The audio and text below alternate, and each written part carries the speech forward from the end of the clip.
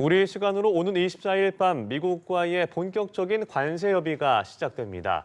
미국 트럼프 행정부 출범 이후 첫 한미 고위급 통상협의가 열리는데요. 어떤 이야기가 오고 가게 될지 관심이 집중되고 있습니다. 한편 트럼프 대통령이 파월 연준 의장을 향해 해임에 이어 당장 금리를 내려야 한다고 압박하면서 후폭풍이 계속되고 있습니다. 관련한 내용 석병훈 이화여대 경제학과 교수와 짚어보겠습니다. 안녕하십니까? 안녕하십니까? 네, 어서 오십시오. 우리 시간으로 오늘 새벽에 있었던 소식부터 짚어보도록 하겠습니다. 트럼프 대통령 연일 파월 의장을 공격하고 있습니다. SNS로 패배자라는 표현을 사용하면서 금리 인하를 압박하고 있는데 이 소식에 뉴욕 증시는 또다시 급락을 했습니다. 어떻게 보셨어요? 예, 당연히 그렇습니다. 이것은 사실 자유민주주의와 자유시장 경제 그 체제를 떠받치는 가장 중요한 축 중에 하나가 중앙은행의 독립성을 보장하는 것입니다. 예. 왜냐하면 그 자유민주주의 체제 하에서 중앙은행의 독립성이 보장되지 않으면요, 그 정치인들의 가장 중요한 목표는 선거를 승리하는 겁니다. 그래서 선거에 임박해서는 정치인들이 중앙은행을 압박해가지고 기준금리를 인하하도록 해가지고 선거를 승리한 다음에는 그 부작용으로 인플레이션에 시달리거나 아니면 뭐 버블, 자산시장의 거품이 붕괴되면서 경제 위기가 오고 뭐 이런 과정이 반복돼 왔거든요. 그래서 이걸 막기 위해서 중앙은행의 독립성을 지키게 하도록 법적 장치를 마련해 놓은 것입니다. 그것이 바로 중앙은행 총재와 우리나라로 치면 금융통화위원들의 임기를 법으로 보장해 놓고요. 그다음에 중앙은행의 정책 목표를 법에 명시해 놓는 이 두 가지 장치를 해놓은 거거든요. 네. 근데 그 중에 하나인 미 연준 이제 제롬 파월 의장의 임기 내년 5월로 예정이 돼 있습니다. 그것을 갖다가 보장하지 않겠다고 지금 흔드는 것이거든요. 그러니까 이것은 자유시장 경제와 민주주의를 떠받치는 축을 갖다가 트럼프가 흔든다고 판단을 하니까 투자자들이 미국 시장에서 떠나는 것이고 그게 주가 하락, 그다음에 달러 약세로 나타나고 있다. 이렇게 보시면 되겠습니다. 그럼 이런 압박과 이런 견제 흐름이 언제까지 좀 이어질 것으로 보세요? 예, 이렇게 트럼프 대통령이 제롬 파월 의장을 압박을 하는 것은 사실은 정치인들이 주로 쓰는 방법이죠. 네. 여론의 흐름을 바꾸려고 하는 의도가 있습니다. 실제로 트럼프 행정부 1기 때요. 그게 정말 뭐 학문적으로 입증이 된 것은 아니지만 자꾸 이렇게 저 연준을 갖다가 비난을 함으로써 뭐 자기 정책의 부작용이 연준 탓이다라고 얘기를 하면요. 자신의 지지자들이 그렇게 믿게 만드는 효과가 있습니다. 그러면 이제 연준에서는 여론의 압박을 받을 수밖에 없고요. 이게 연준의 정책금리 결정에 어느 정도 영향을 미칠 수 있다. 이번에도 이런 효과를 노리는 것으로 보입니다. 그래서 관세 인상으로 인해서 미국의 지금 주식시장이 붕괴되고 그다음에 여러 경제 지표가 안 좋게 나오는 것을 연준 탓으로 돌림으로써 연준이 여론의 압박을 받아서 조기에 정책금리 인하를 유도하고 그러면 금리가 인하되면 다시 주식 가격이 회복되는 그런 효과를 노리는 그런 전략으로 보고 있습니다. 네. 그런데 이번에 나온 트럼프의 파월 의장 해임 압박은 단순 엄포는 아닌 것 같은데요. 이게 실제로 가능한 건가요? 그러니까 이제 법에 따르면 뭐 특별히 제롬 파월 연준 의장이 뭔가 해임 사유에 해당하는 뭔가 잘못을 저질러야만 해임이 되는데요. 그런 명분을 만들려고 할 것으로 보이는데 그렇게 되면 사실 미국 금융시장이 실제로 이것은 아까 말씀드린 것처럼 민주주의와 자유시장 경제를 떠받치는 한 축이기 때문에 그것에 대한 훼손이라서 미국 금융시장이 엄청난 금융위기가 정말 초래될 정도의 혼란을 초래할 것이라서 실제로 쉽지 않을 것이다 이렇게 보고 있습니다. 예. 이런 가운데 오늘 최상무 경제부총리 겸 기획재정부 장관이 잠시 후에 출국을 해서 주요 G20개국 재무장관 회의에 참석을 하게 됩니다.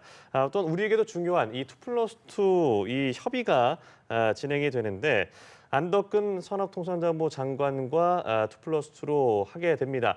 그런데 이제 명칭이 협상이 아닌 협의가 된 이유가 뭐라고 볼 수 있을까요?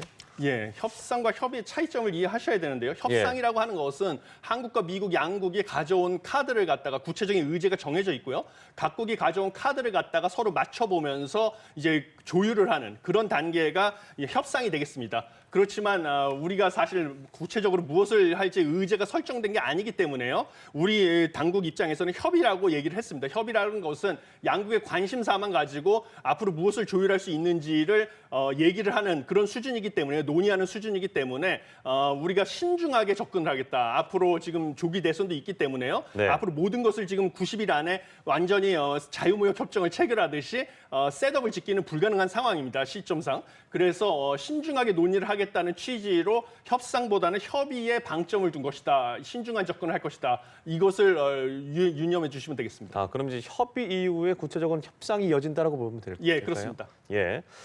참 발걸음이 무거울 것 같습니다. 굉장히 중요한 협의가 될 텐데 당장 미국 관세 정책으로 인해서 수출 타격이 있을 것이다라는 것이 이 통계로 나타났죠. 예, 그렇습니다. 실제로 4월 달 관세청 발표에 따르면요. 이달 20일까지의 수출액이 전년 동기 대비 약 5.2% 감소를 했습니다. 예. 그래서 조업 일수도 동일했음에도 불구하고 감소한 것으로 나타냈고요. 특히 대미 수출, 미국으로의 수출이 14.3% 줄어들어서 감소세가 두드러진 것으로 나타났습니다. 이것은 무엇보다도 미국이 상호 관세는 90일 동안 유예를 해줬지만요.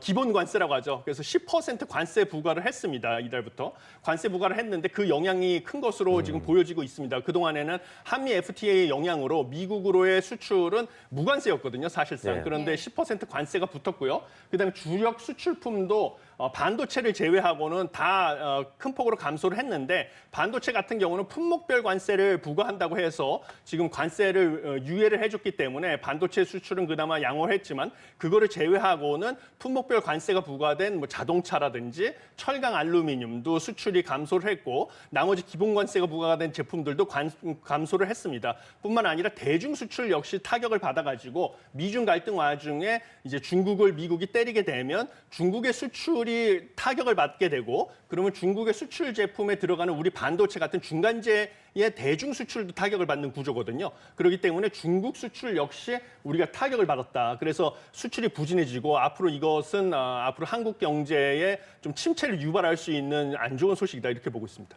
예, 우리나라 협상에 앞서서 지난주에는 일본과 미국의 협상이 있었는데 이 자리에 트럼프 대통령이 깜짝 등장을 하기도 했습니다. 그러면 우리와의 협의에 트럼프 대통령이 등장 가능성에 대해서는 어떻게 보십니까? 예, 그럴 가능성도 충분히 있다라고 보고 있습니다. 왜냐하면 이 트럼프 대통령이 깜짝 등장을 한 이유는 한편으로는 그만큼 뭐 대국민적으로 봤을 때 트럼프 대통령이 직접 나서 가지고 협상을 독려할 정도로 관심을 많이 보이고 있다라는 것을 보여주는 동시에요. 그만큼 국내 여론이 안 좋고 미국 내에서 현 상황을 좀 해결하기 위해서 대통령이 직접 나서고 있다라는 것을 이제 보여주면서 나름 이제 내적으로는 조급하다, 미국도 조급한 입장이다라는 것을 보여주는 단적인 증거라고 생각을 합니다.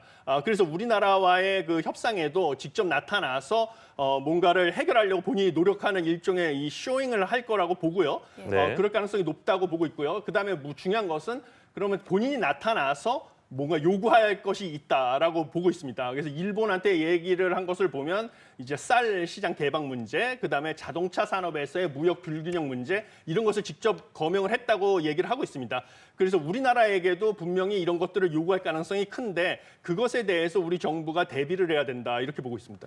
예, 이렇게 한미 통상 협의를 앞둔 상황에서 트럼프 대통령이 각 나라들이 미국에 취한 부정 행위를 8가지로 이제 항목을 공개를 했는데 환율 조작을 시작으로 부가가치세, 원가보다 낮은 덤핑 등을 비관세 사기라고 주장하고 나섰습니다. 우리나라와 관련 있는 사안들 몇 가지가 좀 있습니까?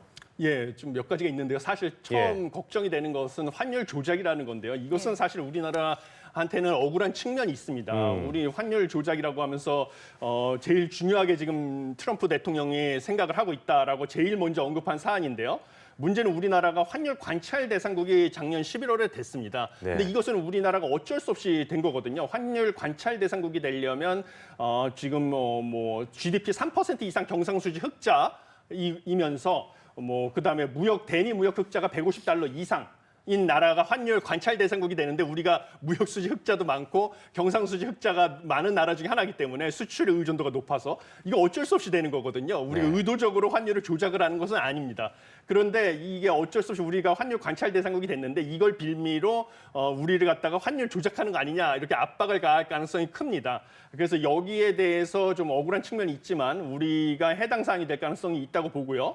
그다음에 두 번째는 부가가치세 문제를 들고 나올 가능성이 있습니다. 우리가 부가가치세 유럽에 비해서는 낮은 수준입니다. 유럽은 19%인데 네. 우리가 10% 부가가치세를 부과하고 있는데 이것을 일종의 비관세 장벽이다라고 지금 미국에서 제시를 거절할 가능성이 있습니다. 그리고 뭐 국내 철강 기업이 트럼프 1기 시절에도 미국에 대해서 열연 강판 제품에 대해서 반덤핑 관세를 부과받은 사례가 있기 때문에 또 이거 덤핑 문제에 대해서도 우리를 좀 트집을 잡을 가능성도 충분히 있다. 그리고 무역 장벽 보고서도 발표를 했었는데요. 여기서 우리 농산물 특히 유전자 조작 식품에 대해서 규제가 까다롭다. 농업 시장을 개방하라.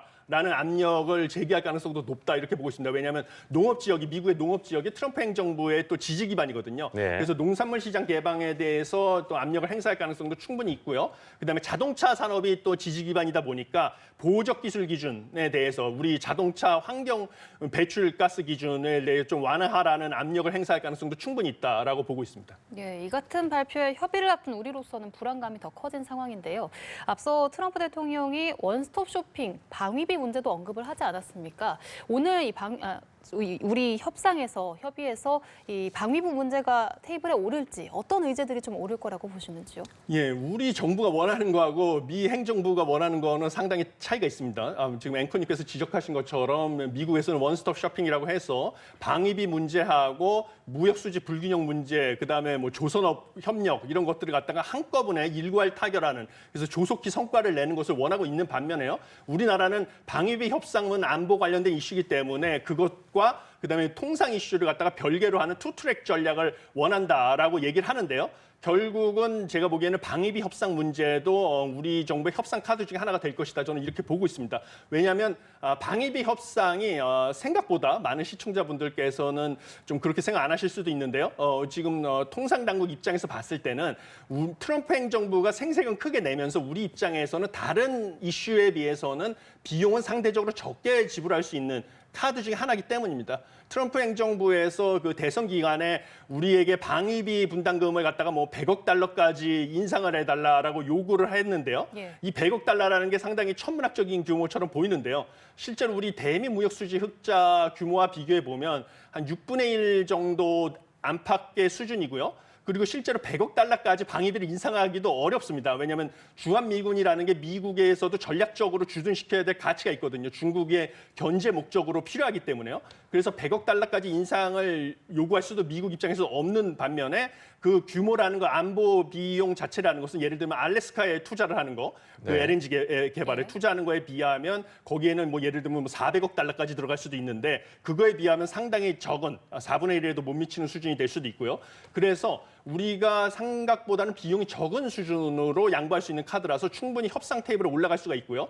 그거 외에는 우리 입장에서는 상호 관세를 인하하는 거, 그다음에 자동차 시장에 대해서 배출가스 규제 문제, 그리고 트럼프 행정부에서 원하는 농업 시장을 이거 안타깝지만 좀 농업 시장에서 특히 뭐 과일이라든지 뭐 쌀 시장, 그다음에 쇠고기 가공품 이런 것들을 개방하는 문제 이런 것들이 논의될 가능성이 크고 그다음에 조선업에서의 협력 이런 것들이 아마 협상 카드로 올라올 가능성이 높다 이렇게 보고 있습니다. 네, 말씀하신 것 중에 이제 특히나 조선업 같은 경우에는 우리 입장에서 도움이 될 수도 있겠다라는 시각도 있지만 알래스카 LNG 사업은 수익성이 얼마나 될 것이냐 좀 조심스러워야 된다는 우려 섞인 시선도 있거든요. 좀 어떻게 보세요?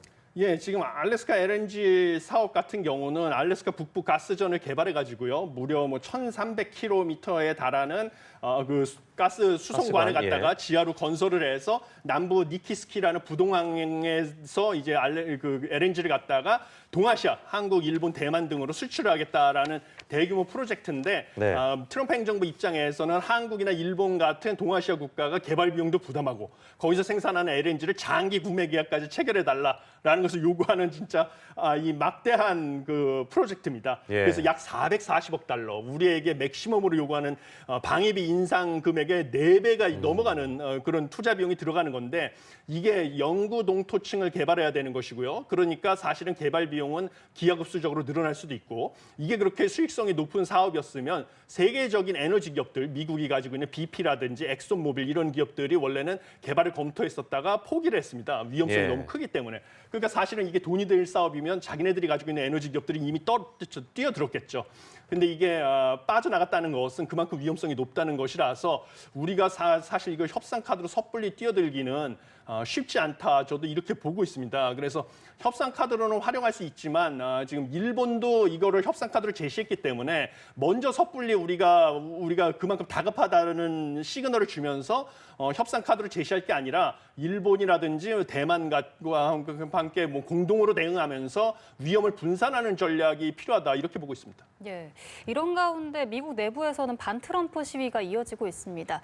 트럼프 대통령 입장에서는 좀 빠른 성과가 절실해진 만큼 우리와의 협의에서 좀 더 압박을 하지 않겠냐는 전망도 나오는데 어떻게 보시는지요? 예, 충분히 그렇게 보고 있습니다. 사실 지금 뭐 중국하고 미국 간의 갈등도 상당히 격화되고 있지 않습니까? 그만큼 조기에 성과를 내지 않으면 국내에서 여론이 악화가 되고 지금 트럼프가 벌이는 이 모든 것이 지금 중간 선거 내년 말로 다가오고 있는 중간 선거 승리를 위한 건데 여론이 이렇게 악화되면 중간 선거 패배가 확실해지고 있지 않습니까?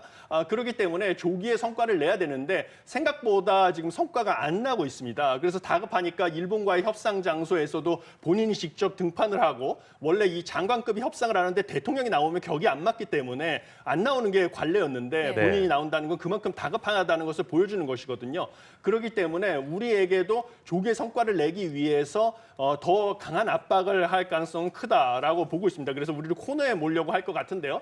그럴수록 우리는 뭐 더 뭔가 일본 그다음에 대만과 좀 공동으로 대응을 하는 방식을 강구해 볼 필요성이 있고 그다음에 우리가 더 좀 여유를 가지고 대응을 하는 것이 필요하다. 그래서 좀 미국의 빠른 이 페이스에 말려 들어가지 않는 그런 조치가 필요하다 이렇게 보고 있습니다. 네, 최상목 경제부총리 안덕근 산자부 장관이 어떤 협의를 갖고 돌아오게 될지 지켜봐야겠습니다. 지금까지 석병훈 이화여대 경제학과 교수와 자세한 내용 짚어봤습니다. 고맙습니다. 고맙습니다. 감사합니다.